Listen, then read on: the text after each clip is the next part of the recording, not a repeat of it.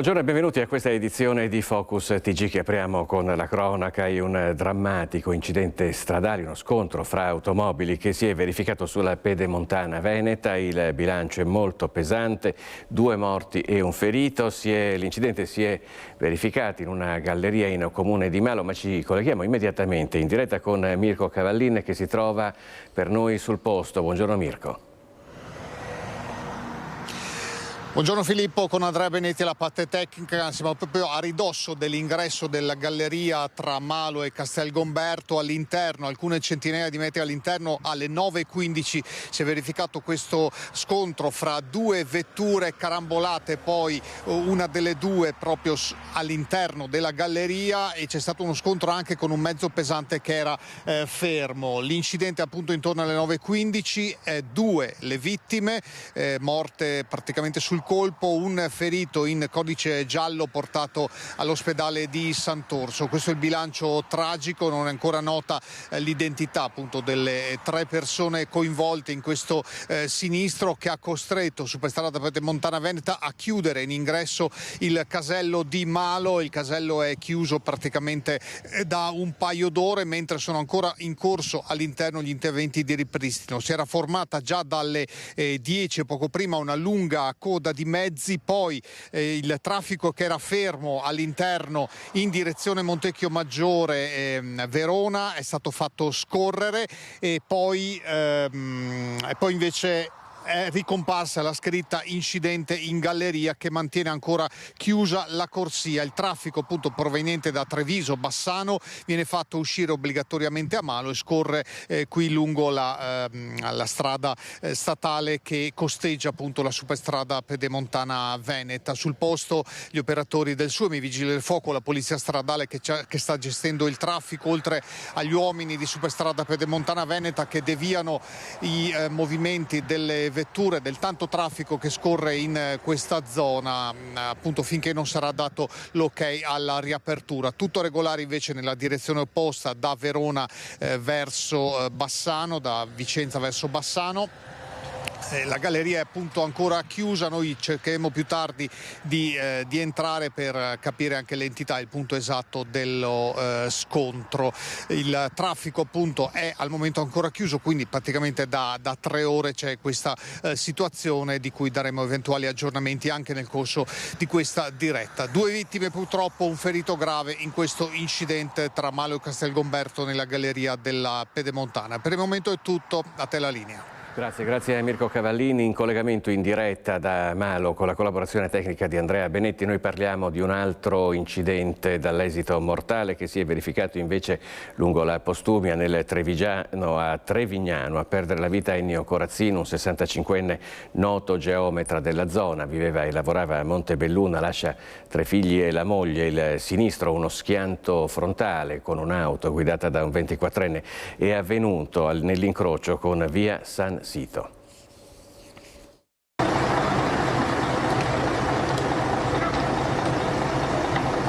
Si chiamava Ennio Corazzin, 65 anni, il conducente dell'Audi finita sottosopra, sbalzata a bordo strada dalla Ford Puma, guidata da un 24enne all'incrocio tra via Marzelline e via San Sisto, sulla Postumia a Trevignano. Un incidente che non gli ha lasciato scampo. Ennio, noto geometra della zona, era conosciuto e apprezzato. Con il figlio lavorava nel suo studio di piazzetta Aldo Moro a Montebelluna, paese dove viveva con la famiglia. Stava percorrendo la Postumia con la moglie, il figlio e la nuora incinta. La coppia era andata a prendere i 2 giovani all'aeroporto di Treviso e si stavano dirigendo verso casa.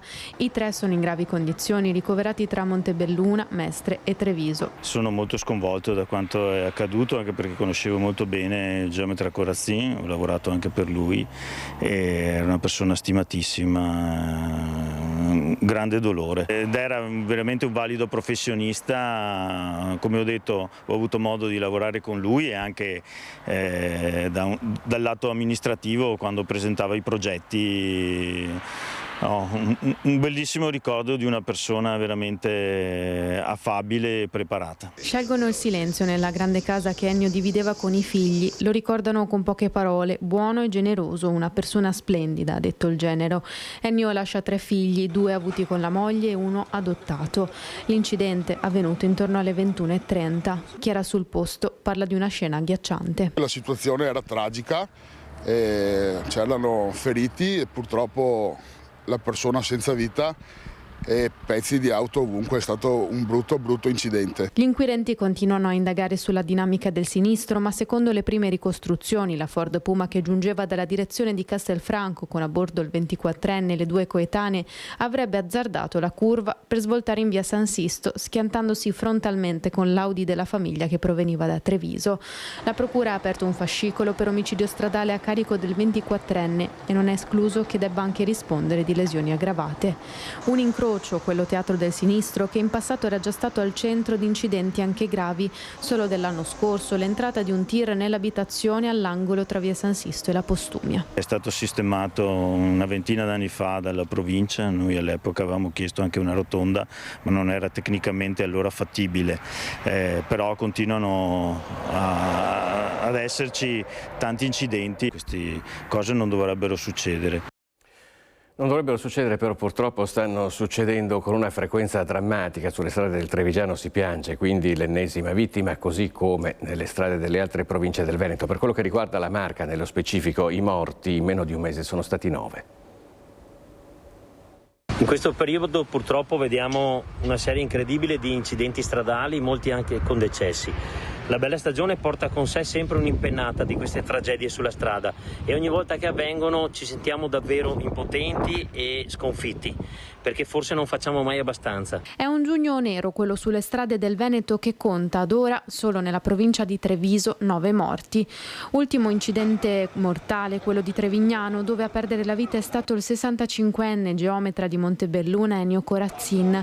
Morte avvenuta pochi giorni dal decesso della bimba di 9 anni a bordo dell'auto con la madre e la sorella, auto che si è schiantata frontalmente con un tir. Sul corpo della piccola è stata disposta l'autopsia. Pochi giorni anche dal weekend di sangue sul Veneto orientale, morti 2 giovanissimi di 18 e 24 anni, uno mentre era a bordo della sua moto a Ceggia, l'altro inabissato con l'auto nel Sile a Jesolo Paese. Una strage quella sulle strade che non si ferma, necessario intervenire con ogni mezzo possibile. Col tavolo della sicurezza stradale stiamo cercando da parecchi anni di sensibilizzare soprattutto i ragazzi più giovani nelle scuole con lezioni di educazione stradale alla consapevolezza che la strada può essere pericolosa e le regole vanno rispettate. E quindi faccio un appello soprattutto ai ragazzi: osserviamo le regole, perché la vita è una sola. Super lavoro dei Vigili del Fuoco di Adria per il rogo scoppiato ieri pomeriggio intorno alle 16 a Taglio di Po, nel Rodigino, un incendio che ha interessato circa 30 ettari di un campo di grano in via Veneto. Sul posto sono arrivati anche un'autobotte da Mestre e l'Unimog da Rovigo. Data l'estensione delle fiamme, si è reso necessario l'intervento dell'elicottero del reparto volo di Venezia. Ci sono volute diverse ore per spegnere le fiamme, fortunatamente non ci sono state persone coinvolte. Delitto di San Stino di Livenza, Chiara Guerra massacrata e finita con un colpo alla nuca. Ieri l'esame autoptico durato 4 ore, sentiamo i risultati. Chiara Guerra è stata massacrata con 42 coltellate. I colpi letali sono stati 2, il primo al torace, la lama ha trapassato il cuore. Poi, quando l'insegnante 53enne era già a terra, è stata giustiziata con una pugnalata tra il collo e la nuca. L'esame autoptico, durato oltre 4 ore presso l'ospedale civile di Portogruaro, è stato eseguito dal medico legale Antonello Cirnelli, incaricato dalla Procura dei Minori di Trieste, alla presenza del consulente della difesa Alberto Furlanetto e dei carabinieri. La morte è sopraggiunta in qualche minuto per l'imponente perdita di sangue. Chiara ha provato disperatamente con tutte le sue forze di difendersi. Ha riportato numerosi tagli sulle braccia nel tentativo di schivare la furia omicida del nipote. Il 17enne reo confesso accusato ora di omicidio volontario. Un delitto efferato che si è consumato all'interno della legnaia nella proprietà di famiglia. Il 17enne ha poi tentato di dare fuoco al corpo della zia, forse utilizzando della benzina, ma le fiamme si sono spente quasi subito. Così il nipote ha caricato la zia priva di vita in una carriola, l'ha coperta con un telo, poi ha gettato il cadavere nel fiume assieme al coltello utilizzato per ucciderla. Si tratta di una lama non lunga, forse 10-11 centimetri. Fra le questioni da chiarire, come il giovane possa essersi fratturato il metacarpo. Non si esclude possa essere accaduto durante la colluttazione, ma questo sarà da verificare. Il 17enne ha sempre sostenuto fosse accaduto mentre stava facendo dei lavori a casa. Certo è che aveva sul corpo numerosi graffi, probabilmente dichiara che aveva tentato di salvarsi la vita.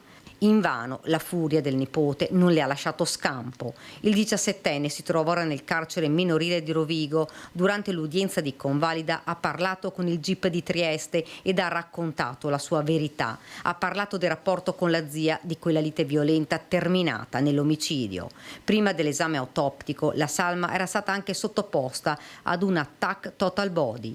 Il medico legale ha ora 60 giorni per depositare le proprie conclusioni. È probabile che già nelle prossime ore, previo nulla osta, alla sepoltura della procura minorile giuliana, le spoglie della donna vengono messe a disposizione dei familiari per il rito funebre. E nell'abitazione di famiglia del 17enne accusato dell'omicidio della zia Chiara Guerra a San Stino di Livenza è avvenuto un furto. Nonostante l'abitazione fosse sotto sequestro, qualcuno ha fatto irruzione scavalcando il cancello ed è riuscito ad entrare forzando porte e finestre, rubando numerosi gioielli per un valore che è ancora da quantificare. Sul furto indagano i carabinieri che al momento escludono che i ladri possano essere collegati in un qualche modo all'omicidio commesso lo scorso 11 giugno dall'adolescente. Certamente sapevano che l'abitazione era vuota e sotto sequestro per via dei sigilli visibili dall'esterno. Gli investigatori sono al lavoro sull'analisi dei filmati delle telecamere di sorveglianza e nelle prossime ore ascolteranno anche le testimonianze dei vicini di casa. E un altro furto, anzi un altro tentato furto in questo caso, è avvenuto in un'altra abitazione, anche questa sotto sequestro giudiziario per un omicidio. È la villetta di Gemona del Friuli, teatro del brutale omicidio di Alessandro Venier. Un uomo è stato arrestato dai carabinieri mentre tentava di rubare l'auto della vittima.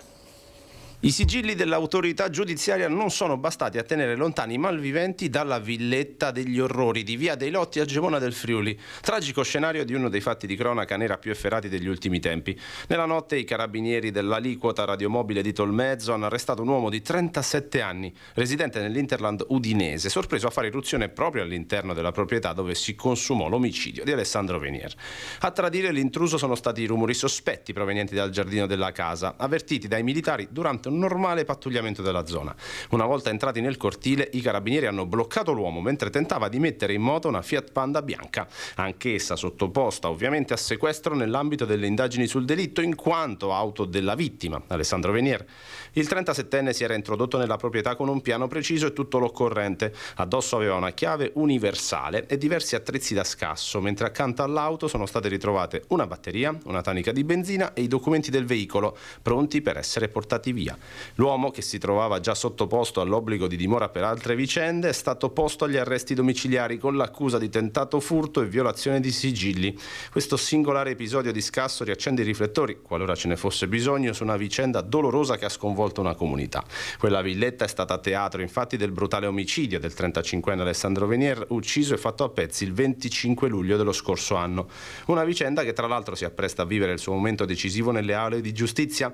Il prossimo 20 luglio si aprirà il processo davanti alla Corte d'Assise. Alla sbarra ci saranno la madre della vittima, la 62enne Lorena Venier, e la compagna del giovane, la 31enne Melincastro Monsalvo, entrambe accusate in concorso di omicidio volontario pluriaggravato, vilipendio e occultamento di cadavere.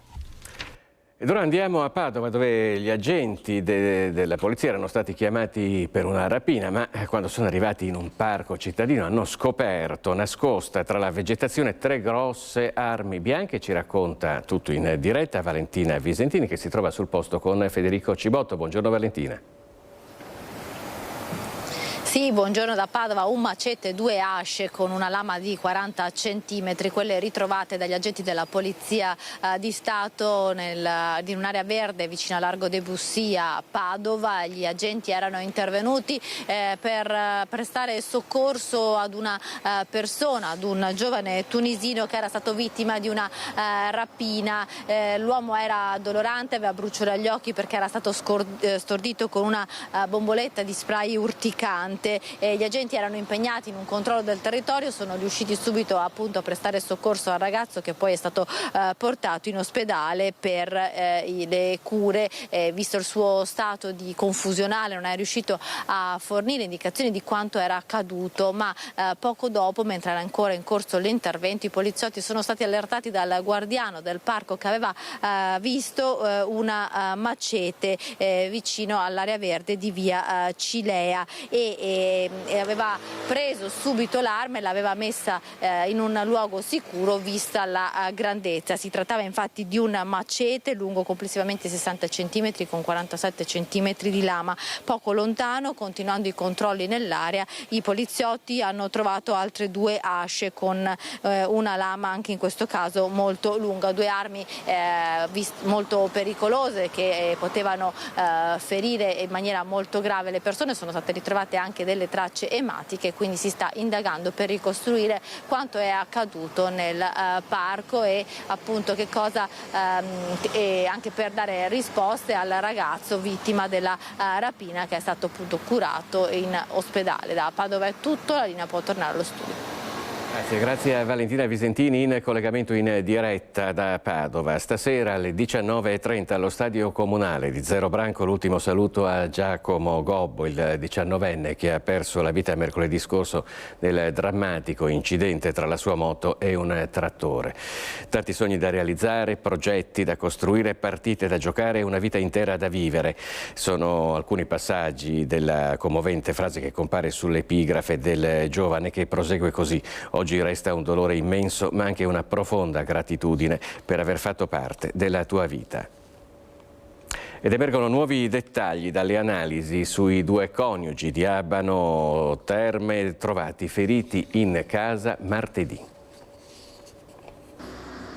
Un tasso alcolemico importante è stato rilevato nel sangue del 72enne trovato ferito insieme alla moglie all'interno della loro abitazione in via Tito Livio ad Abano Terme. La donna, 69 anni, è ancora in condizioni critiche in ospedale. Quando è stata trovata era nella taverna dove di solito dormiva, seminuda in stato di incoscienza, colpita da una grave emorragia cerebrale dovuta ad una caduta. Il marito, invece, in stato confusionale, aveva graffi e lividi sul corpo. Gli esami del sangue hanno confermato che l'uomo aveva assunto alcol in una quantità presente che si aggirava tra 1 e 2 grammi di alcol per litro nel sangue, un valore che esclude una piena lucidità. Il limite consentito dalla legge per guidare infatti è di 0,50. L'allarme era stato dato dal figlio, che da 2 giorni non riusciva a sentire al telefono i genitori. Il pubblico ministero Sergio Dini ha aperto un'inchiesta per tentato omicidio, al momento a carico di ignoti. I carabinieri all'interno dell'abitazione hanno repertato tracce di sangue in diverse stanze della casa che avvalorerebbero la pista della lite degenerata in aggressione. Nel frattempo, in queste ore continuano a sentire i familiari e le persone vicine alla coppia di coniugi, in attesa che il 72enne si riprenda e possa fornire la sua versione dei fatti. Il delitto di Masera, la Corte d'Appello di Venezia ha confermato la condanna a 14 anni per Sergio De Zene, che uccise la moglie invalida il 24 settembre del 2023. 14 anni in primo grado, 14 confermati in appello. A pesare la perizia psichiatrica che ha accertato la capacità di intendere e di volere dell'imputato al momento del fatto. Sergio De Zene il 24 settembre 2023 uccise a coltellate la moglie invalida all'interno della loro abitazione a Masera. Un delitto maturato in un quadro difficile di disagio familiare, di dolore, prostrazione per la moglie Manuela Bittante, affetta da una patologia terminale. Sono assolutamente convinta, ma del resto ne ha dato atto anche la psichiatra che ha svolto questa perizia per conto della Corte d'Assise d'Appello, che per lui era un gesto di salvataggio, ecco, perché non riusciva più a vedere la moglie soffrire ed essere privata della sua dignità. Così l'avvocato Sabrina De Rossi, difensore dell'imputato. De Zena ha ascoltato la conferma della sentenza, nel suo volto la delusione, una condanna che per l'età equivale ad un ergastolo. A 77 anni, chiaramente, 14 anni equivalgono ad un ergastolo. Ecco, mi spiace che lui debba passare questi anni chiuso dentro una cella, perché, ripeto, è una persona assolutamente per bene, che non ha mai commesso reati in tutta la sua vita e quindi può immaginarsi cosa significhi per lui a quest'età, oltretutto, ritrovarsi chiuso in una cella. Sergio De Zena, dopo aver ucciso la moglie colpendola con un fendente, andò direttamente dai carabinieri per costituirsi. Ora l'avvocato dei Rossi attende di leggere le motivazioni della sentenza per poi valutare i prossimi passi. Dramma sul lavoro in Alta Padovana, siamo a San Martino di Lupari, un operaio di 57 anni ha perso la vita probabilmente stroncato dal caldo. Il 57enne viveva a Resana e noi con Resana ci colleghiamo in diretta, si trova per noi sul posto Marta Zatta. Buongiorno Marta.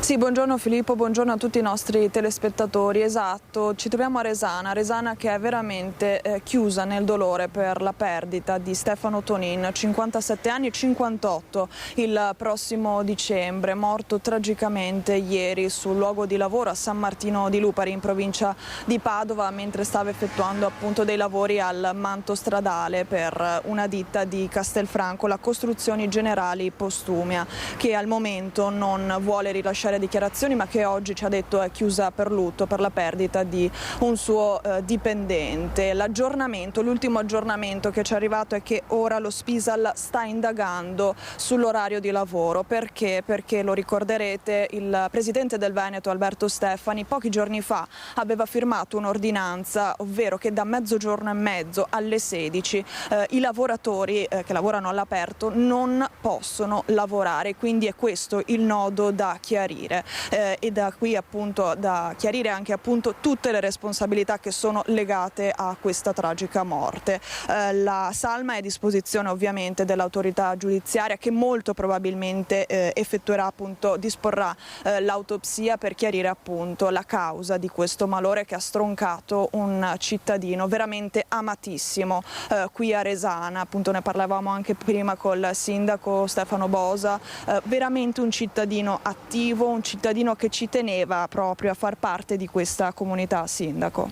Sì, assolutamente sì, infatti oggi è quasi un giorno di lutto anche per tutto il comune di Resana, per Castelmino che è la sua comunità dove lui abitava, ma tutto il comune dove era conosciuto. Lui è una persona veramente un gran lavoratore, sicuramente un gran papà di famiglia, un marito perfetto, però noi lo ricordiamo anche soprattutto come volontario nella sagra della Puente di Castelmino, volontario e fondatore, promotore anima direi del gruppo Power Pooling, che praticamente è un gruppo che organizza ogni anno una gara tra trattori, il Tractor Pooling, che richiama migliaia di persone a Castelmino, quindi a settembre doveva esserci la prossima, speriamo ci sarà la prossima edizione anche per ricordare Stefano, perché Stefano ci teneva tantissimo a questa cosa.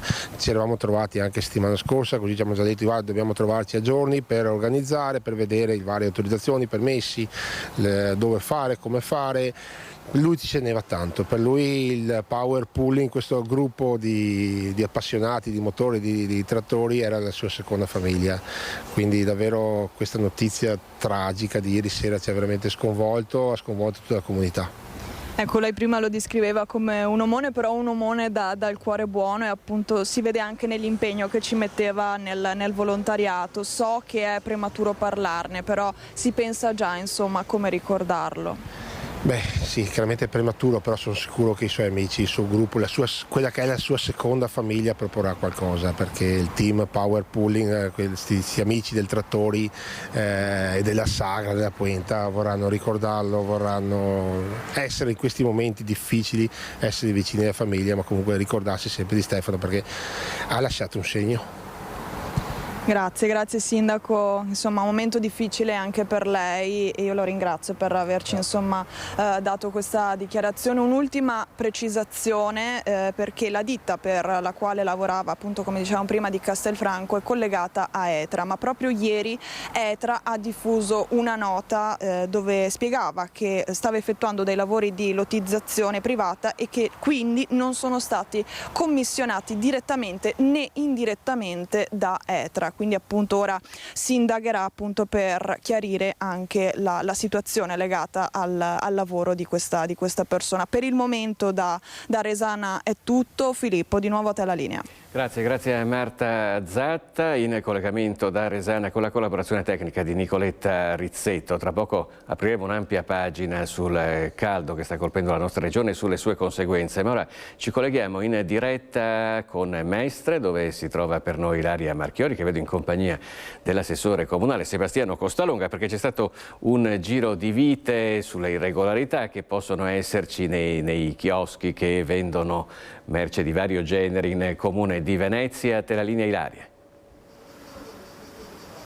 Sì, buongiorno Filippo, buongiorno ai nostri telespettatori. Hai detto bene, giro di vite, 12 chioschi di ambulanti controllati, sono state riscontrate in totale 36 irregolarità e stanno proseguendo i controlli della polizia locale, ma ci spiega tutto appunto l'assessore Costalonga, perché insomma è già da un po' di tempo che la polizia locale sta passando al setaccio molte delle attività, riscontrando appunto diverse irregolarità sul territorio. Sì, è un impulso dato dal sindaco Simone Venturini, che vuole far rispettare le norme a Venezia, le leggi che vengono fatte, le norme a Venezia, i regolamenti devono essere rispettati e quindi per farli rispettare questo sindaco fa lavorare molto la polizia municipale con i controlli. Quindi un'operazione che è fatta di concerto con appunto il mio assessorato e l'assessorato della Zaccariotto, che è il vice sindaco, con la polizia municipale. Stiamo veramente facendo rispettare quello che un po' ho costruito negli ultimi 3 anni passati, quindi abbiamo cambiato tutti i regolamenti funzionano, ma funzionano solo se appunto vengono fatti rispettare. Il sindaco ha dato questo impulso e noi siamo felici di dargli un aiuto e quindi mettere in campo tutte le nostre competenze e azioni di controllo. Assessore, nello specifico ci può dire quali di questi regolamenti? Allora, intanto innanzitutto abbiamo cambiato appunto tutti i regolamenti del commercio in questi anni e negli ultimi 3, perché diciamo abbiamo avuto il problema del Covid, ma superato il Covid siamo partiti subito in quarta e abbiamo cambiato i regolamenti. Li abbiamo inaspriti su certe parti, su altre parti abbiamo fatto in modo di lavorare per favorire chi rispetta le norme, quindi una concorrenza sleale va combattuta assolutamente. Quindi abbiamo parlato con le categorie, abbiamo creato dei regolamenti seri che prima sicuramente non intervenivano in questa maniera con chi si comportava in maniera scorretta. Sequestro della merce, tanto per ricordare una cosa, perché il sequestro della merce sicuramente è la cosa che più dà fastidio e infatti abbiamo visto anche ieri quella sceneggiata del ragazzo, sì, 2 di nazionalità cinese che si sono tuffati, uno tuffato in acqua, l'altro ha fatto resistenza pubblico ufficiale. In segno di protesta. Ma perché il sequestro della merce è la cosa che più dà fastidio a queste persone, quindi quella soluzione sicuramente sta dando gli effetti voluti. Poi oltretutto noi abbiamo messo in chiaro che se queste azioni si ripetono, dopo la 6ª sanzione grave nell'arco di 3 anni si può perdere l'autorizzazione e l'autorizzazione non viene persa da chi gestisce l'attività, ma viene persa da chi ha in mano l'autorizzazione, perché spesso e volentieri i proprietari sono diversi da quelli che gestiscono l'attività. Noi abbiamo chiaramente spiegato a tutti che è responsabilità di chi ha l'autorizzazione far rispettare le norme e quindi deve controllare anche chi opera per conto loro nell'attività. e quindi sicuramente questo passaggio con questo sindaco farà sì che ritorni decoro che merita Venezia, città unica al mondo, e quindi il commercio anche non solo sugli ambulanti, abbiamo fatto tutti questi controlli sui chioschi, ma anche sul commercio fisso. Diciamo che assessore, questo è solo l'inizio. Sì, assolutamente, questo è solo l'inizio. Il messaggio è stato chiaro del sindaco, lui vuole intervenire in tutta la città e quindi nella parte storica sicuramente, ma interverremo anche nella parte di Mestre, perché il decoro delle vetrine deve essere garantito e assicurato anche appunto a Venezia. Ecco, guardate, allora qui siamo in diretta e fatalità, colpo di scena. Cioè io spero che ci credano, sindaco, sì, perché poi uno può pensare anche che non era preparato assolutamente, infatti abbiamo tutto lo staff a seguito. Stavamo parlando dei controlli e dell'applicazione e del rispetto del regolamento con i chioschi che sono stati controllati. Ieri addirittura uno dei commercianti cinesi che si è buttato in acqua per protesta e dicevamo insieme appunto all'assessore Costalonga che questo è solo l'inizio, perché si vuole fare rispettare le regole, tante anche le sanzioni amministrative, il decoro in città, non solo a Venezia ma anche in terraferma. Sì, l'idea è quella di dare rispetto alla nostra città. Ci sono alcuni spazi commerciali, alcuni chioschi, alcuni banchetti che non rispettano questo tipo di idea di decoro, che non ci aiutano a regalare un'immagine di Venezia corrispondente alla nostra idea di Venezia, che è l'idea della bellezza, della qualità, della lentezza, dell'autenticità dei prodotti. Quindi sicuramente saremo inflessibili. Sono iniziati negli scorsi giorni dei controlli significativi in molte assi principali della città, e quindi continueremo così, sia sulla parte del commercio su strada sia nella parte del commercio nei negozi. Quindi davvero ci sarà molta attenzione per quanto riguarda il centro storico, attenzione che metteremo anche in terraferma, cioè l'idea che ci siano alcuni negozi, alcuni mercatini etnici, alcuni supermercati appunto stravaganti, esotici, in cui le regole sono alle volte non rispettate, prevederanno dei controlli anche in molte zone della città, quelle anche dove molto spesso insistono anche altri problemi legati al disagio. Quindi zona Piave, quartiere Piave, zona Cappuccina, interverremo anche lì con molta attenzione, chiedendo anche la collaborazione delle altre forze dell'ordine. Quindi sindaco, i regolamenti ci sono, le regole vanno rispettate, nessuno ora potrà più cercare di delinquere. Sì, c'è anche l'idea di inasprire ulteriormente i nostri regolamenti, e quindi è in fase di studio un rafforzamento o dell'attuale regolamento o un nuovo regolamento sul decoro, cioè ci sono alcuni comportamenti che non configurano di per sé una cosa gravissima, ma che messi insieme in una città danno un'immagine sbagliata. E quindi come si tiene una vetrina se il negozio è sfitto, come devo esporre a un certo tipo di cartello, di pulire le vetrine, non lasciare tutte quante con le ditate e le impronte, di non appendere locandini ovunque, cioè l'idea del decoro, perché il rispetto della città parte anche dai comportamenti degli operatori economici, molti dei quali per fortuna sono straordinari e sono degli eroi anche a presidiare alcune zone, altri invece insomma guardano con poca attenzione all'idea dell'estetica anche degli spazi. La bellezza degli spazi ci aiuta a rigenerare anche pezzi di città.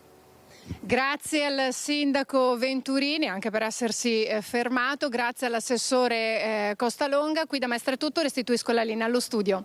Grazie a Ilaria Marchiori e naturalmente al sindaco di Venezia Simone Venturini e all'assessore Costalonga. Noi parliamo di caldo, ora torniamo ad occuparci di caldo proprio partendo da Venezia, perché con l'ondata di calore stanno crescendo anche gli accessi al pronto soccorso. A Venezia città si è registrato un aumento del più 30% negli ultimi 3 giorni, è l'aumento più significativo. Tra i casi un operaio collassato e un senza tetto soccorso per disidratazione. Negli ultimi 3 giorni abbiamo osservato un aumento medio degli accessi nei 5 pronto soccorso dell'ULSS 3, compreso tra il 2 e il 3%, questo è un comunicato dell'azienda sanitaria veneziana. Il caldo può innescare quadri clinici complessi, è stato aggiunto. Non a caso nell'ultima settimana su 5.000 accessi complessivi ai pronto soccorso dell'ULSS 3, una quota stimata tra il 5 e il 10% ha presentato condizioni nelle quali il caldo ha avuto un ruolo determinante o concausale. E con l'arrivo del caldo anche l'ULSS 8 si è preparata alle emergenze coinvolgendo regione, medici di base, pediatri e perfino i sindaci del territorio. Caldo, affa, umidità alle stelle e tanti disagi, specie per la fascia di popolazione più debole, come al solito anziani, magari con malattie croniche, bambini o persone sole. È scoppiata l'estate, anche un po' in anticipo, e così l'ULSS Otto Berica ha attivato il piano anticaldo, che prevede, come ogni anno, il potenziamento dell'assistenza territoriale e una stretta collaborazione tra medici di medicina generale, pronto soccorso e comuni. Inoltre l'ARPAV attiverà un monitoraggio quotidiano e attraverso un bollettino integrerà le previsioni del tempo con il monitoraggio dell'ozono, dell'indice di disagio fisico e della qualità dell'aria.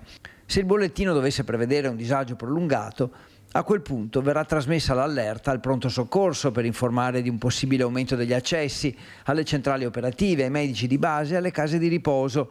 Un esempio: su richiesta del medico di base si può prevedere l'inserimento temporaneo in strutture residenziali se la persona non può più essere assistita a casa. Per riconoscere un colpo di calore i sintomi sono facili: affaticamento, perdita dell'appetito, insonnia, capogiri o episodi di svenimento. Infine, l'ULSS Otto Berica ricorda di rivolgersi al SUEM o al pronto soccorso solo in caso di reale emergenza immediata e grave pericolo per la salute, ad esempio in caso di svenimento, emorragia, cadute dall'alto, incidenti stradali e possibile pericolo di vita. In tutti gli altri casi il primo riferimento rimane il proprio medico di base oppure il numero unico 116 117. E l'ondata di calore di questi giorni a Quinto di Treviso ha provocato un blackout per la fusione di una centralina sovraccaricata. Lo stop dell'erogazione dell'elettricità ha interrotto il lavoro della farmacia su via Noalese, disagi per utenti e residenti nella Morsa del Caldo. Per noi farmacie non è possibile la chiusura parziale, dobbiamo necessariamente chiudere tutto il giorno. Allora abbiamo scelto di tenere aperto per non gravare ulteriormente sulle difficoltà di servizio nel mattino. Pomeriggio siamo qui senza poter praticamente fare nulla. Le luci spente, il POS che non funziona, l'impossibilità di accedere a servizi telematici e ricette elettroniche, ma anche di emettere scontrini.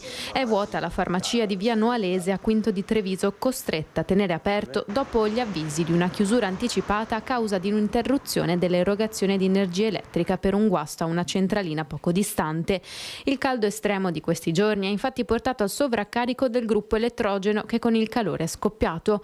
Un guasto non nuovo nella zona, ma questa volta la manutenzione non è bastata. I tecnici di Enel sono dovuti intervenire per sostituire la centralina con una nuova e più potente. Blackout arrivato lunedì sera e durato dalle 18 all'1 di notte. Nelle scorse ore l'ennesima interruzione dovuta ai lavori in corso.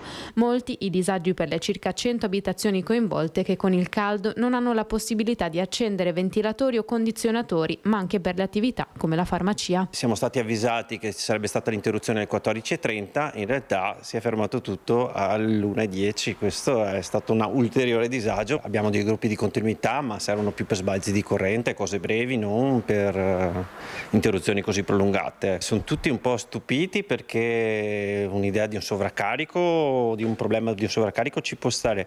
Quello che si rimane un po' perplessi è che in questa zona non è la prima volta che succede, cioè già in questi anni abbiamo visto diverse volte delle interruzioni, non piccoli sbalzi, anche interruzioni per un'ora e mezza, due, insomma, che cominciano a essere problematiche sia magari per un'attività ma anche per un anziano, un grande anziano che rimane a 38 gradi, sì, non è che sia proprio il massimo per la sua salute. Le giornate sono le peggiori per essere senza condizionatore elettrico. C'è da dire che Enel era intervenuta già lunedì per mettere uno temporaneo e quindi, perché già lunedì c'erano stati dei distacchi, faranno la sostituzione con quello definitivo, più nuovo, più potente, che dovrebbe perlomeno sopportare meglio le temperature. Dunque l'ondata di calore non accenna ancora a diminuire e sul fronte siccità la situazione è critica. Il consorzio di bonifica Brenta ha ottenuto dalla Regione il via libera per lo svaso anticipato della diga del Corlo, ma questo non è ancora sufficiente per evitare sospensioni e slittamenti dei turni irrigui in alcuni canali. L'ondata di caldo non accenna a diminuire e sul fronte siccità la situazione è critica, come ci spiega il presidente del Consorzio di Bonifica Brenta, Martino Cerantola. Siamo in una situazione effettivamente critica, anche perché corrisponde con il pieno dell'irrigazione, visto e considerato che la stagione è in 15 giorni anticipata per quello che riguarda la stagione agraria, e di conseguenza è il momento dove ci vuole necessità di utilizzo del più acqua possibile. Il calo della portata del fiume Brenta, la sofferenza dell'apporto idrico, delle risorgive, le precipitazioni non significative stanno mettendo in ginocchio il sistema con condizioni definite di allarme. Pochi giorni la situazione è precipitata, quindi abbiamo cercato di gestire con la meno acqua che c'era la situazione in campo irriguo con grossi sacrifici, dopodiché abbiamo chiesto alla Regione di poter anticipare lo svaso del lago del Corlo, che normalmente si fa dal 1° luglio di ogni anno in base ai rapporti storici che abbiamo con l'Enel, e ci è stato concesso, quindi da quel momento abbiamo preso un po' di sollievo. Nonostante lo svaso anticipato, il Consorzio è comunque costretto ad attuare la sospensione o lo slittamento dei turni irrigui di alcuni canali derivati dalle rogge Contarina e Moneghina Bassa. Se consideriamo che a regime, se non ci fosse acqua sufficiente nel Brenta e dobbiamo utilizzare tutta quella del Corlo, in 20 giorni termineremo la disponibilità, per cui ci deve essere una forte attenzione, e c'è da parte del Consorzio, nel monitorare e nel gestire effettivamente la quantità a seconda delle necessità. E soprattutto si dovrà pensare a delle soluzioni strutturali. Il Consorzio di Bonifica Brenta propone la realizzazione di bacini di piccole dimensioni, attività di ricarica delle falde, oltre allo sghiaiamento dei bacini artificiali, come ad esempio il Corlo, che per un quarto è invaso da materiale ghiaioso che, se fosse tolto, libererebbe spazio per altri 10 milioni di metri cubi d'acqua. La Regione Veneto dunque ha detto sì allo svaso anticipato delle dighe del Corlo e del Senaiga. Sono stati autorizzati 4 metri cubi d'acqua al secondo. L'attenzione rimane alta e i monitoraggi sono continui. Il timore è che si ripresenti una situazione come quella dell'estate 2022.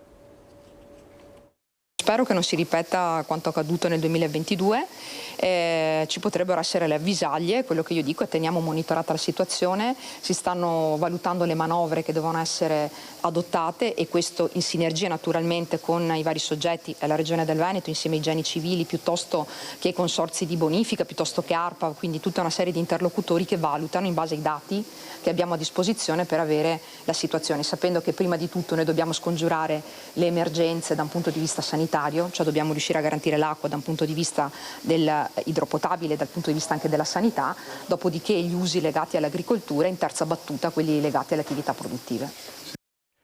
E ora ci spostiamo a Peschiera del Garda, torniamo alla cronaca e parliamo di una violenta aggressione ad un ragazzo di colore da parte di alcuni uomini sul lungolago. Le indagini dei carabinieri sono in corso per ricostruire questa vicenda che adesso vi facciamo vedere nel prossimo servizio.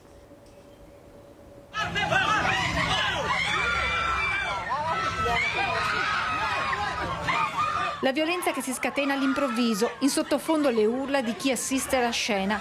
Domenica pomeriggio, Peschiera del Garda, passeggiata sul lungolago, all'improvviso 6-7 uomini si scagliano contro un ragazzo di colore. Sono tutti in costume, ciabatte ai piedi, stanno trascorrendo una giornata in spiaggia quando esplode l'aggressione. Nelle prime immagini si vede il giovane avvicinarsi al gruppo. Cosa si dicano in quel frangente non è chiaro. Fatto sta che è a quel punto che scatta la dura reazione. Calci, pugni, qualcuno impugna addirittura delle sedie che vengono scagliate contro il giovane che cerca di proteggersi, inizialmente senza reagire, poi tenta a sua volta di difendersi, cade a terra ma la violenza continua. Alla fine una donna, si vede negli ultimi frame del video, riesce ad allontanare il gruppo e a riportare la calma soccorrendo il ragazzo. Forse una parola di troppo, non è ancora chiaro cosa abbia fatto scattare l'aggressione. Sull'episodio indagano i carabinieri che hanno raccolto le testimonianze dei presenti per ricostruire l'accaduto, le cause della violenza e soprattutto risalire i responsabili. Ora un aggiornamento che ci arriva sul drammatico incidente che è avvenuto nella galleria a Malo. Ci siamo collegati in diretta, in apertura di telegiornale. Come sapete sono morte 2 persone e tra queste c'era Don Francesco Andreoli, sacerdote dei Salesiani, il quale si trovava a bordo della macchina con un giovane di Schio. Stava andando a Gardaland con il Grest. La comunità a Schio è sconvolta. Andiamo a Treviso adesso per 2 episodi avvenuti a poche ore di distanza che riaccendono il dibattito sulla sicurezza in città. Dall'arresto di un giovane dopo momenti di caos al supermercato PAM al danneggiamento di una fioriera nel cuore del centro storico, i cittadini si dicono esasperati. Non mi sento sicuro nemmeno quando cammino per strada, nemmeno a casa mia, perché dove abito è diventato un ghetto di quelle mai viste, buttano tutto dalle finestre, cioè è un casino. Quindi al supermercato mi guardo sempre le spalle, cosa si cammina così con la paura, si cammina, si va a fare la spesa con la paura. Sono sempre più esasperati i cittadini di Treviso, tensioni e vandalismi che si susseguono senza fine nel centro storico e nelle aree più frequentate della città fanno vivere i residenti in un costante clima di insicurezza. L'ultimo episodio al supermercato PAM di Via Zorzetto, quando un 34enne del Guatemala, visibilmente sotto l'effetto dell'alcol, ha tentato di uscire dal punto vendita senza pagare alcune birre. Fermato da un addetto alla sicurezza, ha reagito con estrema violenza, colpendolo con alcuni pugni. Per difendersi, il vigilante ha utilizzato uno spray urticante, la cui sostanza si è diffusa rapidamente all'interno del negozio, provocando irritazioni a clienti e dipendenti e rendendo necessaria la completa evacuazione del locale. Il giovane, già noto alle forze dell'ordine, è stato arrestato dopo aver continuato a porre resistenza anche durante il fermo. Io ho un figlio di 13 anni e sinceramente ho anche paura a farlo uscire da solo con tutte queste baby gang che ci sono. Cioè, ti devi spaventare anche di andare in giro la sera, mia moglie che lavora, sinceramente è un po' pericoloso. E vedo poca polizia, carabinieri in giro. Io vicino a casa mia c'ho un parco pubblico che ha fatto tante segnalazioni, ma non viene mai nessuno. Io la sera c'ho degli spacciatori nel parco praticamente. Ci spaventiamo a uscire con dei figli piccoli, sinceramente viene un po' difficile a uscire, a fare una passeggiata anche la sera, ci tolgono la libertà di fare una cosa che una volta era normalità, ora è quasi un lusso. Il supermercato di Via Zorzetto non è nuovo a episodi del genere, per questo la Filcams CGIL Treviso chiede un cambio di rotta radicale. Chiediamo alle istituzioni un aumento della presenza delle forze dell'ordine, un aumento della presenza e dell'attenzione rispetto al punto vendita che purtroppo da tempo è oggetto di episodi di questo tipo. L'aggressione al PAM non è però l'unico episodio di violenza che ha scosso la città di Treviso in questi giorni. In piazza San Leonardo, davanti alla chiesa Santa Rita, un 28enne pakistano senza motivo ha preso a calci una fioriera danneggiandola sotto gli occhi increduli dei passanti che hanno subito dato l'allarme alle forze dell'ordine. I carabinieri sono riusciti a rintracciarlo grazie alle telecamere nei pressi di via Lungo Sile Mattei. Quando i militari gli hanno chiesto spiegazioni in merito all'atto vandalico, il giovane non è stato in grado di dare una giustificazione valida. Per lui è scattata una denuncia per danneggiamento. Una richiesta di soldi si stava trasformando in una rapina a Vicenza, dove un pensionato è stato aggredito da uno straniero al villaggio del Sole. La vittima si è difesa con una bottiglia di aceto, riuscendo a far fuggire l'aggressore. Mi racconta storie inverosimili e io gli dico: guarda, non c'è niente da fare, non possiamo mica mantenere tutti quelli che passano. E allora io continuo a fare quello che stavo facendo, cioè scaricavo la macchina. A un certo punto mi sento immobilizzato da dietro e dico: ma cosa succedeva? Il tono bonario con cui Fiorenzo Donadello racconta le modalità dell'aggressione subita non deve trarre in inganno. Il nordafricano, che dopo avergli chiesto soldi mentre scaricava la spesa sotto casa, aveva un atteggiamento aggressivo e deciso. Fondamentale la determinazione del pensionato e la sua prontezza di riflessi. Guarda caso avevo in mano proprio questa bottiglia di aceto. Allora riesco a fare una torsione, ma ce l'avevo già in mano, mi sono trovato perché stavo scaricando Insomma, riesco a girarmi e gli addosso la schiena senza eccessiva cattiveria. Però. Mentre le stava mettendo le mani in tasca i soldi. Io le mani nella mia tasca aveva già estratto dei foglietti.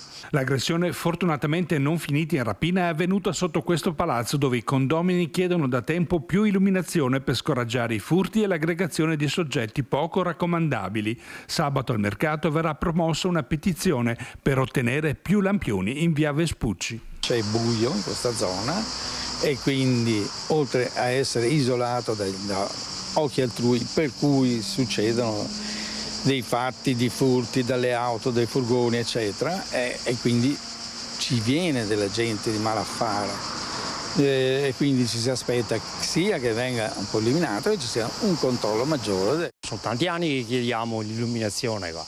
È arrivato un lampione. L'unico lampione per illuminare 200 metri. Tra l'altro risale a 8-10 anni fa circa. Insomma. Quindi questa è la volta in cui volete che sia qualcosa più. Speriamo che sia la volta buona. Insomma. Torniamo nuovamente a parlare del grave incidente che si è verificato in galleria a Malo lungo la Pedemontana Veneta. Vi abbiamo appena aggiornato su una delle due vittime, Don Francesco Andreoli dei Salesiani. Appena 2 giorni fa aveva animato un incontro di 1000 ragazzi con Gianluigi Buffon. Noi siamo nuovamente in collegamento con Mirko Cavallin che si è spostato a Schio, credo, proprio dai Salesiani. Mirko.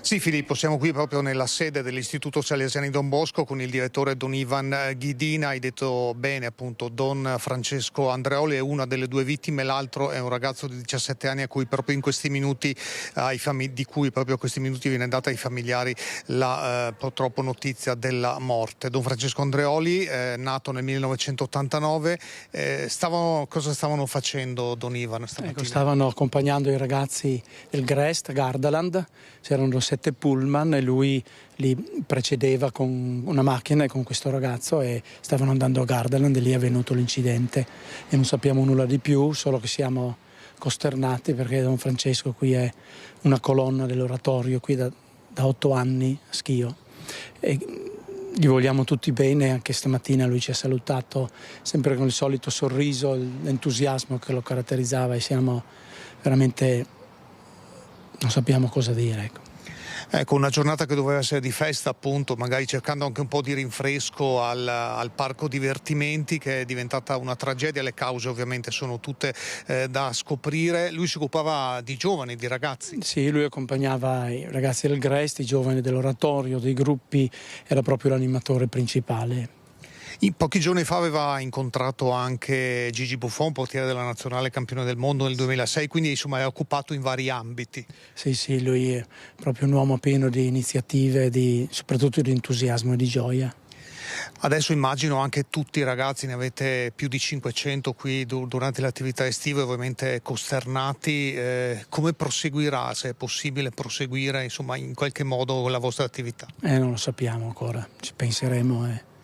Adesso siamo proprio nel dolore più grande per queste perdite, non sappiamo. Ecco, allora grazie Don Ivan per la disponibilità, attendiamo anche che alla famiglia del giovane 17enne, seconda vittima di questo incidente, venga comunicata la notizia e poi più tardi ulteriori aggiornamenti anche per ricostruire tramite le forze dell'ordine la dinamica di quel che è successo stamattina intorno alle 9:15 nella galleria della Pedemontana. Per il momento da Schio è tutto, a te di nuovo la linea. Grazie Mirko per questo aggiornamento da Schio. Noi adesso ci spostiamo a Bassano del Grappa per una rapina ai danni di un ragazzino e una truffa in casa di anziani, tutto nel quartiere San Michele. Che cosa sta succedendo a San Michele? Se lo chiedono in tanti dopo quello che è accaduto nel quartiere, solitamente molto tranquillo e sicuro. Nel giro di poche ore, infatti, un ragazzino è stato rapinato della bici da alcuni giovanissimi a volto travisato e poco dopo una banda specializzata nelle truffe agli anziani ha portato via ori e denaro da una casa in cui vivono persone di una certa età. Tutto si è verificato in via Appiani, la strada che porta alla partenza del sentiero per le cascate del Silan. E proprio alle cascate si era recato un ragazzino del posto che aveva legato con un catenaccio la sua bici alla palizzata in legno che delimita l'accesso del sentiero. Una volta tornato indietro, il giovane stava per salire in sella alla sua bicicletta quando da un cespuglio sono usciti 3 ragazzini a volto coperto che gli hanno intimato di dargli la 2 ruote, altrimenti l'avrebbero riempito di botte. Non è servito mettere in atto la minaccia perché il giovane è corso a casa a piedi senza nemmeno voltarsi. La bici è stata ritrovata il giorno dopo in un dirupo, ma i genitori hanno comunque deciso di far denuncia ai carabinieri. Sempre a San Michele, sempre in via Appiani, è scattata poi la truffa dei falsi carabinieri, che nelle scorse ore è stata tentata più volte in città, anche ai danni della famiglia del presidente del Consiglio Comunale, Stefano Monegato. Stavolta però la truffa è andata a buon fine e le vittime a San Michele sono state alleggerite di denaro e preziosi. Indaga l'Arma, ma ora tutto il quartiere vive nella paura. Si è rifiutato di eseguire l'alcol test richiesto dai carabinieri, non solo, è anche risalito in auto ed è partito, in seguito è stato fermato ed arrestato. È successo a Zero Branco. L'alta dei carabinieri per un sorpasso azzardato. L'automobilista accosta la macchina in via Erizzo a Valdobbiadene, all'altezza del ponte di Vidor. I militari prima gli chiedono i documenti, poi di sottoporsi all'alcol test. Ma lui rifiuta, anzi va su tutte le furie, sale nuovamente in macchina e si allontana velocemente. Immediato ovviamente l'inseguimento. Protagonista è Pietro Gasparoni, medico 77enne di Zero Branco, balzato agli onori della cronaca durante la pandemia soprattutto per le sue posizioni fortemente contrarie al vaccino anti-Covid, posizioni che lo hanno portato nel 2023 alla radiazione dall'Ordine dei Medici. Dopo la fuga, diverse le auto dei carabinieri che hanno cercato di bloccare la sua Audi Q3 fino ad Altivole, quando è stato fermato ed arrestato per violenza e resistenza a pubblico ufficiale. Nel processo per direttissima ha patteggiato una pena di 6 mesi, mentre per il rifiuto di sottoporsi all'alcol test il procedimento è ancora in corso.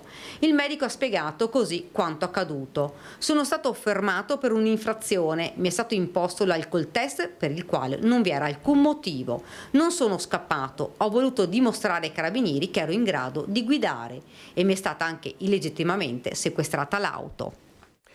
Un altro automobilista ha ignorato 2 alte, ha anche tentato di investire gli agenti durante la fuga. È successo tra la A4 e la Triestina a Porto Curaro. L'uomo poi è stato fermato e denunciato ed è risultato positivo all'alcol test. Indaga la procura di Pordenone. Notte di tensione tra la A4 e la Triestina, con un automobilista che per 2 volte ha ignorato l'ALT e ha tentato di forzare i controlli, sfiorando anche gli agenti intervenuti. La vicenda è iniziata lungo la carreggiata est dell'autostrada A4 tra Portoguaro e la Tisana. Una pattuglia della Polstrada ha intercettato un Audi e imposto l'ALT, ma il conducente ha reagito accelerando e forzando il posto di blocco, sfiorando un agente. Dopo un primo inseguimento fino alla Tisana, il veicolo è riuscito a dileguarsi. Poco dopo è ricomparso nel territorio di San Michele al Tagliamento, lungo la strada statale 14 Triestina, dove ha perso il controllo, finendo contro un distributore di carburanti nei pressi di Bibione. La fuga è ripresa anche in quel secondo momento. La polizia locale del distretto Veneto Est ha intercettato l'auto e il conducente. Dopo aver finto di collaborare, ha nuovamente tentato di scappare, rischiando di investire un agente. A bloccarlo è stato l'intervento diretto degli operatori, che hanno aperto la portiera del veicolo e interrotto la corsa. Qui l'auto in movimento ha urtato la pattuglia, riportando danni lievi. Alla guida un uomo residente nel Bellunese, poi risultato positivo all'alcol test. Nell'abitacolo sono stati trovati un coltello a serramanico e una mazza, ora sequestrati. I 2 agenti invece hanno riportato ferite lievi. L'uomo è stato denunciato per resistenza pubblico ufficiale, lesioni, guida in stato di ebbrezza e possesso di arnesi atti allo scasso. Sull'intera vicenda è stata informata la procura di Pordenone. A Udine invece 2 giovani sono stati sorpresi mentre tentavano di rubare all'interno di un'auto dopo aver spaccato il finestrino con una pietra. Uno è stato arrestato, un altro è ricercato. Il frantumatore di vetri d'auto che ha seminato panico e danni all'Aepacco potrebbe non essere un lupo solitario. Nel pomeriggio di ieri i carabinieri della sezione radiomobile della compagnia di Udine, insieme ai colleghi della stazione di Campoformido, hanno arrestato in flagranza di reato uno straniero di 21 anni per tentato furto aggravato in concorso e resistenza a pubblico ufficiale. Fin qui non sembrerebbe esserci alcun collegamento, ma le modalità del tentativo di furto fanno sì che non si possa escludere la matrice unica con i fatti di Laepacco. Il 21enne arrestato arrestato è stato infatti sorpreso mentre con un complice tentavano di rubare all'interno della vettura dopo aver spaccato con un sasso il vetro del mezzo parcheggiato in via Leopardi in Borgo Stazione. Allertati da una segnalazione, i militari sono intervenuti e dopo un breve inseguimento a piedi sono riusciti a bloccare il giovane straniero. Nel tentativo di liberarsi, l'arrestato faceva resistenza contro i carabinieri. Nel frattempo il complice è riuscito a liberarsi facendo perdere le proprie tracce. Secondo quanto si apprende da fonti investigative, non si esclude il collegamento con l'AEPACCO. L'arrestato non è la persona già identificata e denunciata,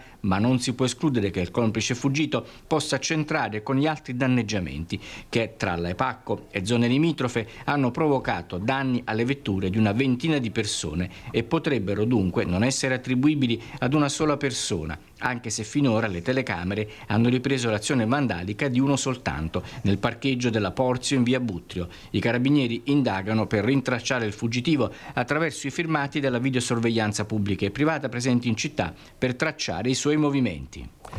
8 mesi fa aveva rapinato la tabaccheria Al Sole di Rossano Veneto. Ora i carabinieri, siamo in provincia di Vicenza, hanno arrestato un pregiudicato albanese di 27 anni che dovrà scontare 2 anni e 6 mesi di carcere. La sentenza è già esecutiva. Il bandito, armato di pistola e con il volto mascherato, il 15 ottobre scorso aveva rapinato il bar tabaccheria Al Sole di via Salute a Rossano Veneto. Pochi giorni dopo era stato arrestato dai carabinieri. Nei giorni scorsi i militari di Rosà hanno catturato di nuovo il pregiudicato albanese di 27 anni, residente a Rossano, perché nel frattempo è diventata esecutiva la condanna per rapina, furto aggravato e detenzione illegale di armi. Il giovane dovrà scontare una pena di 2 anni e 6 mesi di reclusione, in esecuzione del provvedimento emesso dalla Procura di Vicenza. La vicenda risale alla sera del 15 ottobre 2025. Poco prima delle 23, un individuo con il volto coperto e armato di pistola aveva fatto irruzione nel bar tabaccheria Al Sole. Dopo aver minacciato la barista, si era impossessato dell'incasso ed era fuggito a piedi. Grazie alle immagini della videosorveglianza e ai riscontri raccolti sul territorio, i carabinieri di Rosà, nel giro di poco più di 24 ore, lo avevano arrestato. In casa gli avevano trovato 2 pistole semiautomatiche risultate rubate anni prima a una famiglia di imprenditori della zona, oltre ad alcuni indumenti utilizzati durante la rapina, un passamontagna e 700 euro in contanti, ritenuti parte del bottino. Lo scorso 17 aprile il Tribunale di Vicenza aveva condannato il 27enne per rapina e per il furto risalente al 2023. L'imputato non ha fatto appello e la condanna è diventata così definitiva. A Mestrino, invece, in provincia di Padova, un padre ha trovato il figlio in camera con della droga e lo ha denunciato ai carabinieri, che hanno effettuato una perquisizione trovando altro stupefacente. Sono il papà di un ragazzo di 17 anni, gli ho trovato della droga, venite. Sono parole simili a queste, quelle raccolte dai carabinieri della stazione di Mestrino sabato pomeriggio. All'altro capo del filo, il genitore che era appena stato aggredito dal ragazzo dopo che lo aveva sorpreso in camera da letto con della droga di cui aveva tentato di disfarsi lanciandola dalla finestra. Immediato l'intervento della pattuglia che ha bloccato e riportato alla calma il 17enne. Nell'involucro lanciato c'erano 35 grammi di hashish. Un'accurata perquisizione ha permesso di trovare nascosti in una cassaforte un bilancino di precisione, un coltello con tracce di droga e il materiale per il confezionamento. Tutto è stato sequestrato.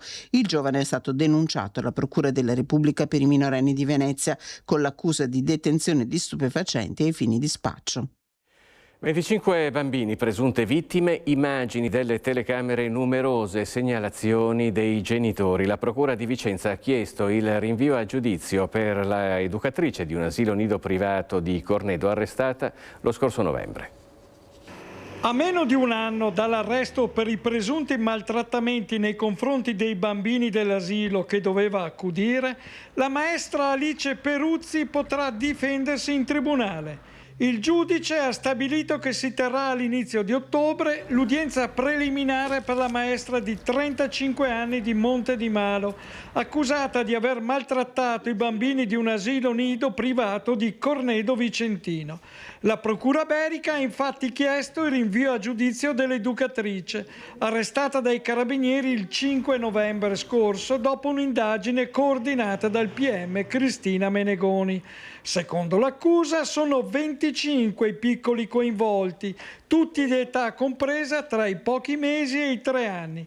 L'inchiesta era partita dalle segnalazioni di alcuni genitori che avevano notato comportamenti insoliti nei figli e, in alcuni casi, strani segni sul corpo dei bambini. Determinanti per gli investigatori sono le immagini registrate dalle telecamere installate dai carabinieri nella struttura su ordine della magistratura, filmati che, secondo gli inquirenti, documentano i maltrattamenti ripetuti.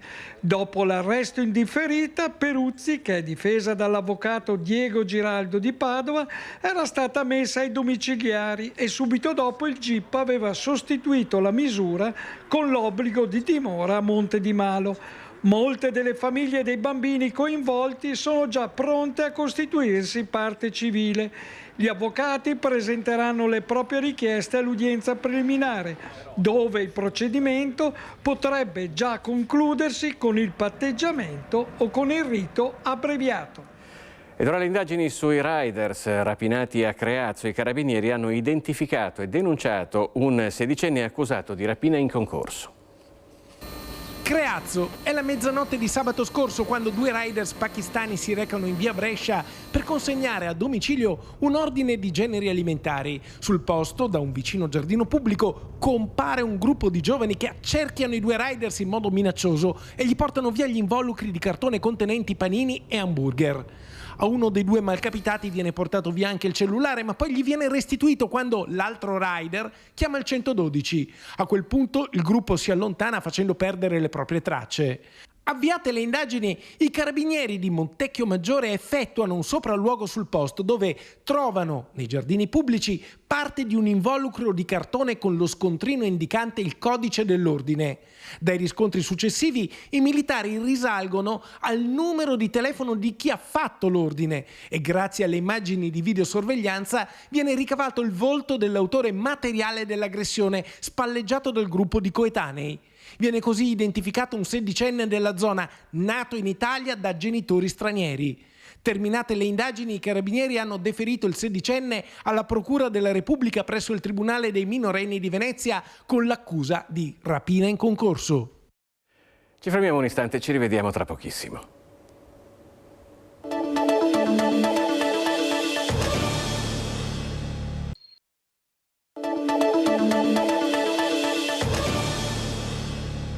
Bentrovati a Focus TG, in diretta come sempre. Andiamo nel veneziano perché il sindaco di Martellago, Andrea Saccarola, è pronto a denunciare gli haters che sui social si sono resi protagonisti di pesanti insulti razzisti contro un matrimonio misto che aveva celebrato. È quasi pronto il faldone che Andrea Saccarola, sindaco di Martellago, si appresta a consegnare ai carabinieri e alla polizia postale.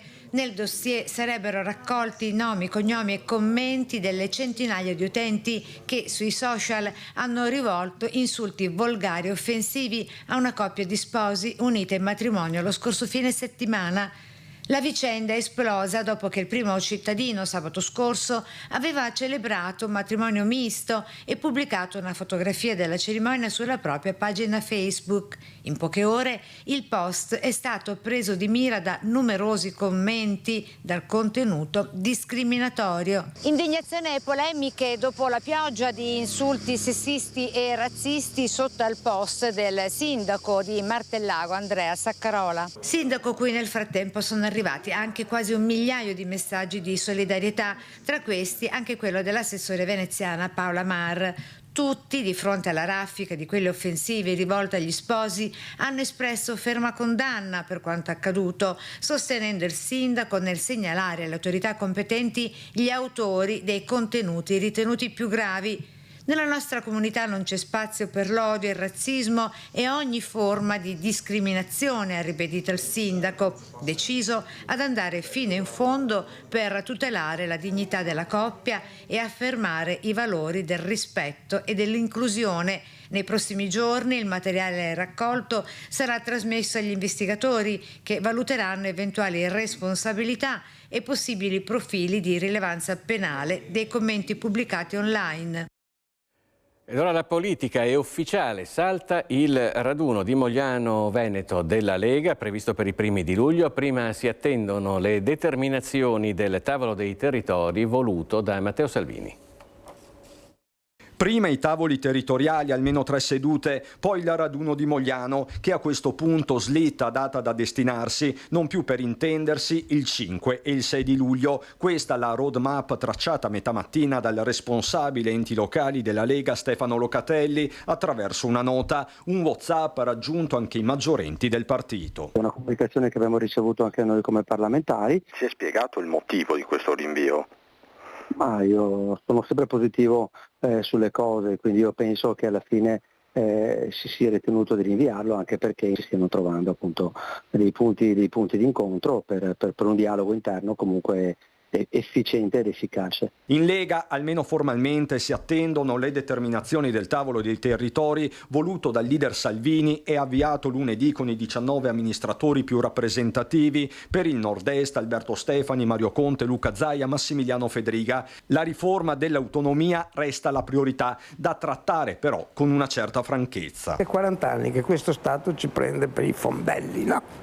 Diciamo la verità, perché siamo stati con i grillini, siamo stati adesso con la Beloli, ma già con Berlusconi precedentemente, ma ci hanno sempre promesso questi compagni di cordata, ma alla fine quei compagni di cordata che abbiamo avuto finora nessuno ha mantenuto questa situazione. E non c'è solo l'autonomia sul tavolo dei territori, su cui pende ovviamente la variabile Vannacci. E poi ci sono tutte le tematiche della quotidianità che probabilmente hanno anche una valenza forse anche più immediata per quanto riguarda i cittadini, che sono le tematiche del lavoro, della sicurezza. E ora parliamo di liste d'attesa, perché la giunta regionale in trasferta a Villa Beatrice d'Este a Baone ha approvato una manovra da 44 milioni di euro. I primi 12 serviranno a recuperare 100.000 prestazioni.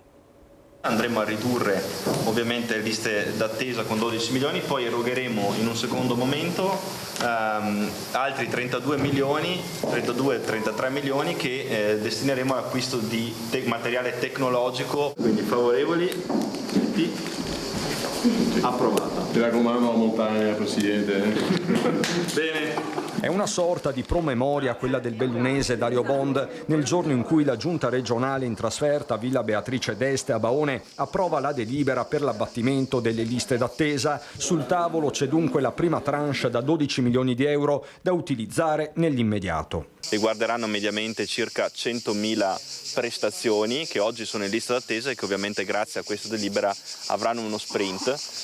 Si tratterà quindi anche e soprattutto principalmente di prestazioni aggiuntive che verranno erogate all'interno ovviamente delle nostre strutture ospedaliere. Verranno distribuite ovviamente sulla base degli indicatori delle liste d'attesa, cercheremo ovviamente di fronteggiare le situazioni di maggiore criticità.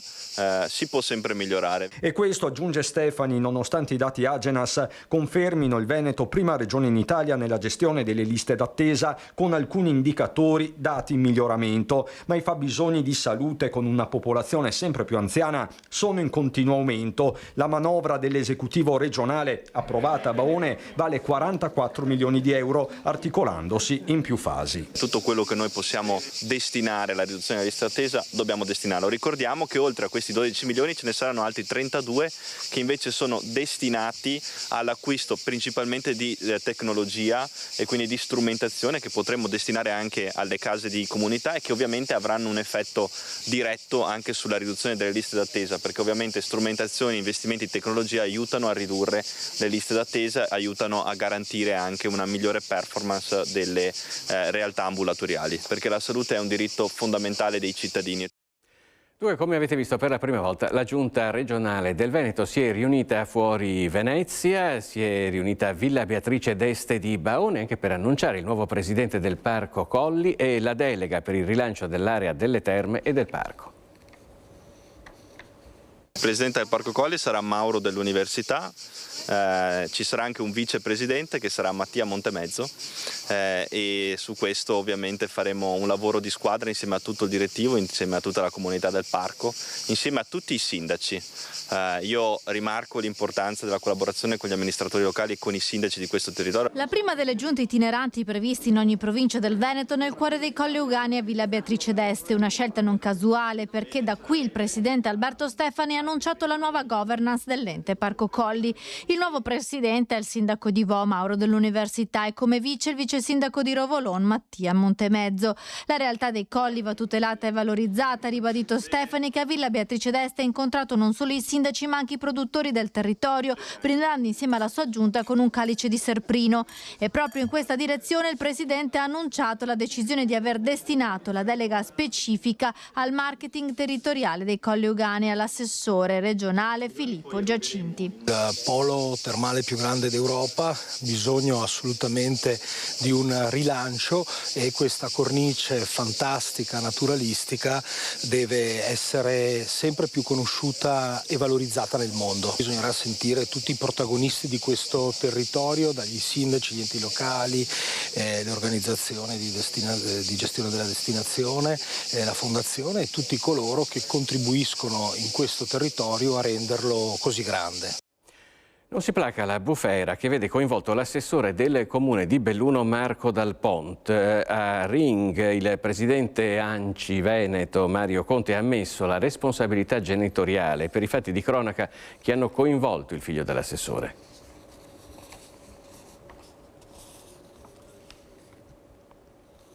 Tra poco vediamo il servizio.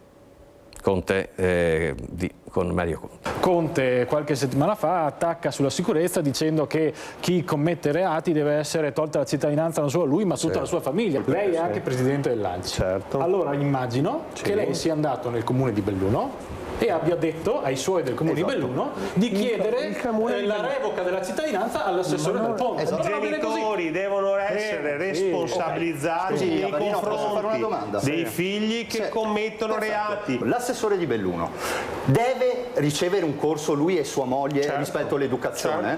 Fantastico, ottimo. Evidentemente è mancato qualcosa nel percorso formativo dei propri figli. Parole forti e senza mezzi termini, quelle del presidente di ANCI Veneto Mario Conte, ospite a Ring dal vice direttore di Media Nord-Est Ferdinando Avarino. Il tema è il coinvolgimento dei familiari dei giovani che si rendono responsabili di condotte criminose in percorsi formativi e rieducativi, volontà manifestata dallo stesso Conte, sulla quale viene incalzato dal consigliere regionale DEM Alessandro Del Bianco e dal segretario trevigiano di AVS Said Caibi a esprimersi in merito alla responsabilità genitoriale della assessore del comune di Belluno Marco Dal Ponte nei confronti del figlio classe 2007 coinvolto in un pestaggio 6 contro 1 di un cittadino egiziano la notte dello scorso 22 marzo, episodio passato alle cronache con tanto di video trionfali ricondivisi sui social. Per Conte la responsabilità è innegabile. Ma non è una critica, non è una critica all'assessore di Belluno, però evidentemente se tuo figlio va in giro per la città ad aggredire le persone un problema ci sarà da un punto di vista educativo, o no? Parole dall'elevato peso specifico, anche considerati gli assessorati di competenza di Dal Ponte, sociale e politiche della famiglia, e che rimettono l'assessore al centro di una bufera istituzionale, anche a causa delle dimissioni presentate in settimana dal tavolo provinciale per le politiche sociali, presieduto da Dal Ponte, da parte della sindaca di Taibona Gordino, Silvia Tormen. Per la prima cittadina, che al tavolo era rappresentante di tutto il territorio a Gordino, la marcia indietro sulle dimissioni inizialmente presentate da Dal Ponte, poi respinte dal sindaco De Pellegrin nel giro di poche ore, e la conseguente riconferma dell'assessore quale coordinatore provinciale delle politiche sociali è un atto irricevibile e inaccettabile.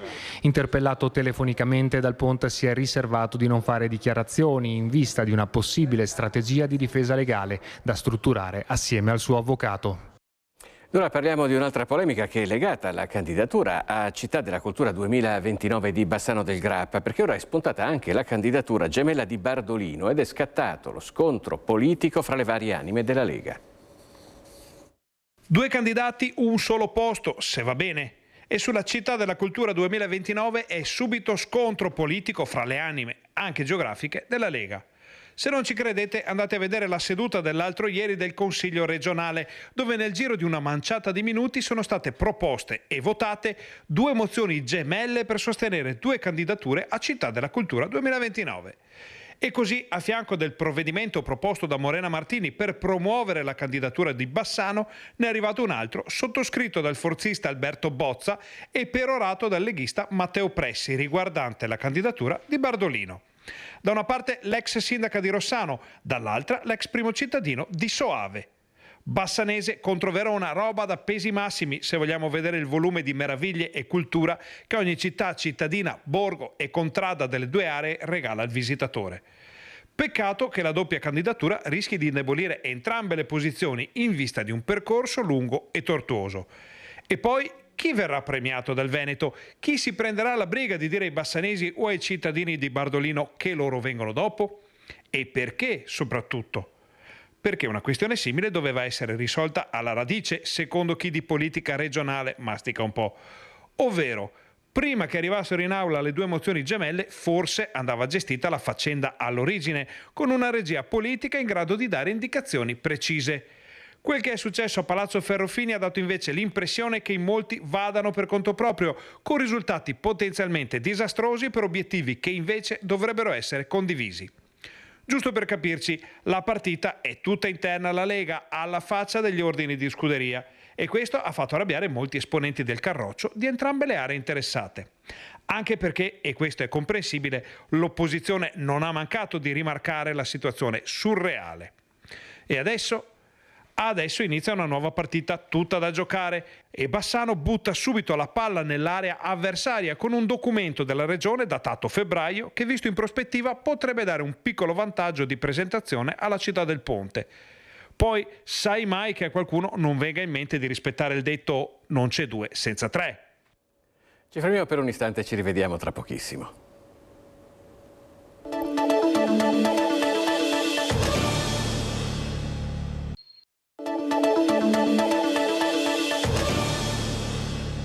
Nuovamente in diretta con Focus TG, 8 migranti al giorno in media in arrivo a Trieste nei primi 5 mesi di quest'anno. Sono numeri in aumento rispetto all'anno scorso. I dati sono stati presentati dalle associazioni che si occupano di accoglienza a Trieste. Dobbiamo registrare una pessima gestione istituzionale che sembra non cambiare mai, a fronte di un aumento netto degli arrivi. Nonostante i controlli rafforzati ai confini, nell'ultimo anno gli arrivi dei richiedenti asilo a Trieste attraverso la rotta balcanica sono aumentati, così dal report presentato dalle associazioni che si occupano di accoglienza nel capoluogo della regione. Tale aumento però non si traduce in una maggiore presenza di cittadini stranieri sul territorio, sono molti coloro che non rimangono a Trieste. Quello che vediamo ad esempio è che rispetto all'anno scorso, nello stesso periodo di tempo considerato, cioè i primi 5 mesi da gennaio a maggio, c'è stato un aumento del totale del numero degli arrivi del 46%, ma attenzione, il dato che è interessante per la nostra città e per le responsabilità anche istituzionali che ha la nostra città è che invece soltanto il 28% delle persone ha espresso l'intenzione di rimanere a Trieste, contro un 51% dell'anno scorso nello stesso periodo di tempo considerato. I controlli alla frontiera non sono dei motivi che spingono le persone a non migrare più, a non spostarsi più, le cause sono ben più profonde, ben più strutturali, l'abbiamo detto più volte. Se parliamo di Trieste, sono circa 1200 persone nell'arco di questi 5 mesi, quindi 240 persone al mese, quindi 8 persone al giorno. Una questione più che gestibile, sottolineano le associazioni, che quindi non giustificherebbe le lunghe code di migranti fuori dalla questura in attesa di veder regolata la propria posizione. Viene dunque denunciata una mala gestione da parte di chi dovrebbe tutelare i richiedenti asilo e i minori stranieri in una accompagnati. Le prassi legittime presso la questura continuano, magari cambiano, ma sono sempre estremamente problematiche. Abbiamo tempi di attesa di settimane per accedere alla procedura, nel frattempo le persone sono abbandonate in strada. I minori si fermano, sono in transito, che sono una categoria che andrebbe comunque tutelata in qualsiasi momento del passaggio del percorso migratorio, invece vediamo come sempre meno minori si fermano qui, questo a causa anche di un atteggiamento che abbiamo monitorato molto esplicito da parte della questura, che punta a scoraggiare le persone a fare domande d'asilo qua, compresi i minori. Ed ora l'economia è arrivata in Veneto con l'8ª tappa, il progetto di CDP e Confindustria per lo sviluppo delle imprese del territorio. A Marghera. Un nuovo impulso allo sviluppo economico e sociale del Veneto e risposte efficaci alle sfide che le aziende devono affrontare, accorciando le distanze tra istituzioni e territori. Sono gli obiettivi del roadshow di CDP e Confindustria insieme per il futuro delle imprese, che ha fatto tappa a Venezia dopo Roma, Cagliari, Bologna, Firenze, Bari, Torino e Napoli. Dobbiamo lavorare perché le imprese devono fare quel salto che oggi lo richiede il mercato, quindi di crescita, di anche rafforzare patrimonialmente le aziende, perché solo così si riesce ad affrontare quegli investimenti legati all'innovazione che oggi sono richiesti. Lo scenario internazionale non aiuta, ma il mondo imprenditoriale veneto è pronto a rimboccarsi le maniche. Sono tutte situazioni che preoccupano, che non ci consentono di stare tranquilli, per cui ancora una volta dobbiamo pensare a uno sviluppo delle nostre imprese che sia pronto ad adattarsi a questo tipo di difficoltà. Non parlo solamente della famosa resilienza delle nostre imprese, che è una caratteristica che tutti ci riconoscono, ma anche appunto di prepararsi, anticorpi, prepararsi per poter proseguire la nostra strada. Io credo che l'opportunità che ci dà oggi CDP sia, come dicevo prima di fronte al pubblico, un volano che mette in movimento dei meccanismi virtuosi che sono comunque necessari. Le imprese hanno colto la peculiarità della Cassa come istituzione che sta sul mercato, che quindi dialoga con chi compete sul mercato, e questa è una delle grandi novità che ha caratterizzato la Cassa, la cui origine era più legata al servizio alle pubbliche amministrazioni e alle infrastrutture. La tappa veneziana è stata l'occasione per rafforzare il dialogo e l'interazione con le aziende del territorio veneto, con lo scopo di sostenere le priorità strategiche della regione e del paese, guardando a specifiche aree di intervento definite dall'accordo firmato a Roma dal presidente di Confindustria e dall'amministratore delegato di Cassa Depositi. Cassa Depositi negli ultimi 4 anni ha sostenuto oltre 13.500 imprese venete, con circa 5,6 miliardi di euro, e ha sostenuto 250 amministrazioni locali. Cassa si è evoluta, le necessità delle imprese anche sono cambiate visto lo scenario geopolitico internazionale. Oggi spieghiamo quello che Cassa può fare anche per le imprese piccole o medio piccole, perché abbiamo modificato il nostro modo di lavorare e possiamo finanziare in maniera diretta anche queste imprese, e in più possiamo lavorare in maniera sistemica aiutando le imprese venete, che da sempre hanno una forte vocazione all'export, ad essere ancora più presenti sui mercati internazionali. Ed ora andiamo al Lido di Venezia, dove si trovano 2 storici cimiteri ebraici. Ieri c'è stato un sopralluogo per quantificare l'entità dei danni che sono stati prodotti dall'ultima ondata di maltempo che si è abbattuta su Venezia il 10 di giugno. C'è stata una devastazione di ramaglie, alberi sradicati completamente, solo a guardarli è terrificante pensare che potesse passarci sotto qualcuno. Sono caduti anche cipressi altissimi. La violenta ondata di maltempo che si è abbattuta su Venezia il 10 giugno ha lasciato una ferita profonda nei 2 cimiteri ebraici del Lido. Questo albero bloccato, in miracoloso equilibrio da altre piante che ne hanno fermato la caduta, è solo la prima avvisaglia. Basta fare pochi passi per incontrare un'intera fila sradicata all'unisono, crollata rovinosamente sulle tombe.